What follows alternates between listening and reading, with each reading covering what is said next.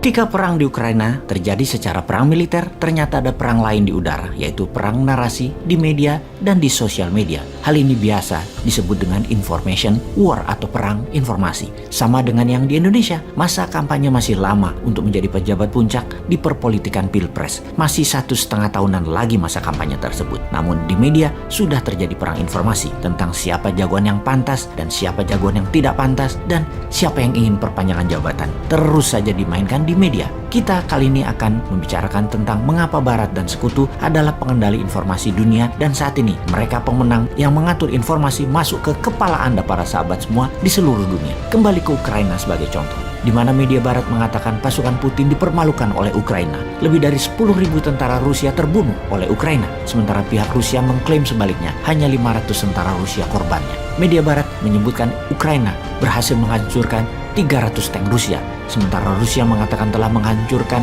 900 tank Ukraina. Intinya media Barat menyokong informasi kepada rakyat Ukraina dan dunia bahwa Ukraina berhasil mempertahankan tanah air mereka, sementara Rusia menginformasikan kepada rakyatnya pasukan pembebasan Rusia berhasil menaklukkan sepertiga wilayah timur Ukraina yang membuat tanah air Rusia akan terlindungi dari serangan agresi NATO. Sebenarnya berapa besar korban perang dan tingkat kerusakan yang terjadi selama perang di Ukraina hingga saat ini?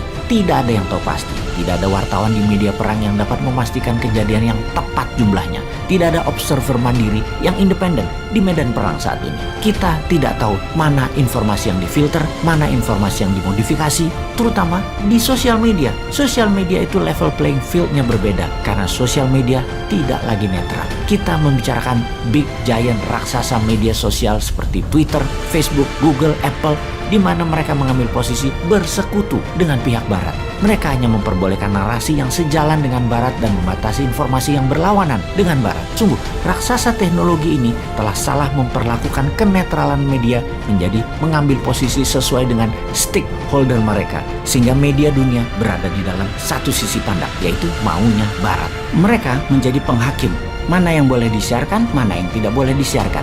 Sehingga dapat dipastikan ketika Amerika yang menjadi negara agresor, apakah Amerika dikatakan menjadi penjahat perang? Ketika Amerika menginvasi negara lain, apakah para raksasa teknologi tadi juga akan menghujat Amerika dan memberikan sanksi kepada Amerika? Tahukah Anda berapa negara yang pernah diinvasi Amerika? Atau ada Amerikanya yang sedang bertarung di sana saat ini? Dari 193 negara yang diakui PBB, Amerika pernah dan lagi melakukan invasi di 84 negara.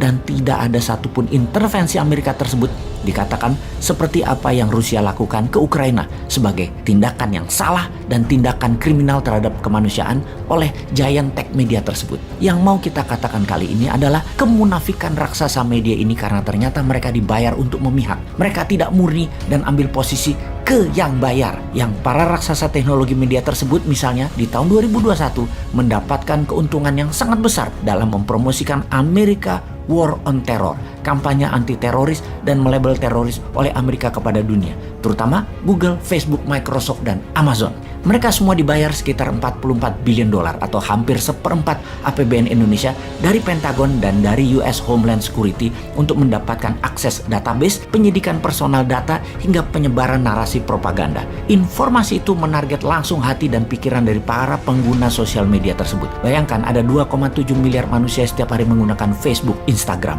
206 juta manusia menggunakan Twitter setiap harinya misalnya. Dan lihat betapa dahsyatnya efek manipulasi data tersebut di dalam mengendalikan pembicaraan pengguna di sosial media, di semua platform raksasa teknologi ini. Para raksasa teknologi informasi tadi saat ini banyak memperkerjakan dan bekerja sama dengan Kementerian Pertahanan Amerika, Departemen Dalam Negeri, Homeland Security, NSA, National Security Agency, dan FBI-nya Departemen Kehakiman Amerika. Ada Jared Cohen dari State Department atau Kementerian Luar Negeri sebagai Ketua Kebijakan Internasional. Sekarang dia aktif di Google untuk Counter Terrorism Tool.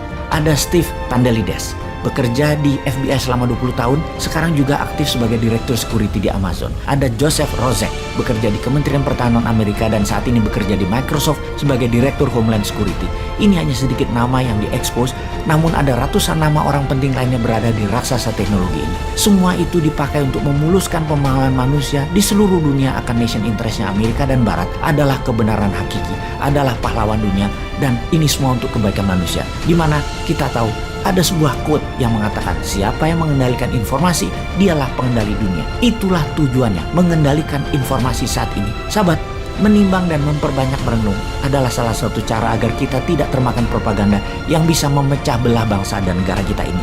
Seperti banyaknya narasi kebencian dan pemujaan terhadap satu sisi dan sisi lainnya yang kita harus pilah dan